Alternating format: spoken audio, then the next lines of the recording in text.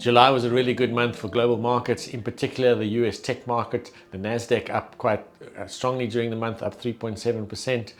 The broader index, the S&P 500, was up 2.2% for the month, and this a lot on the back of good profit numbers coming out in a number of the larger companies on the back of improved profits from AI. We saw that knock on to global markets, and we've seen the global markets also had a good month, although not as strong as the US tech markets, but a good positive month globally. Further positivity coming into the markets just around future growth prospects.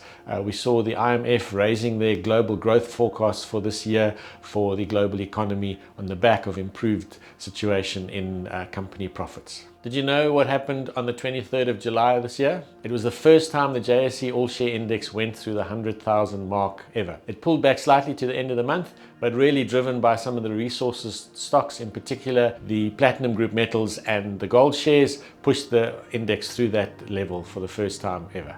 Other news in South Africa was the highly anticipated cut in interest rates. We've seen inflation behaving itself and came out at 3%. On the back of that, the Reserve Bank cut interest rates by 0.25% in South Africa. So good for anybody who's got any form of debt, a mortgage or vehicle loans or company loans or overdrafts. In addition to the interest rate cut, the Reserve Bank also announced that it intends to target an inflation level of 3%.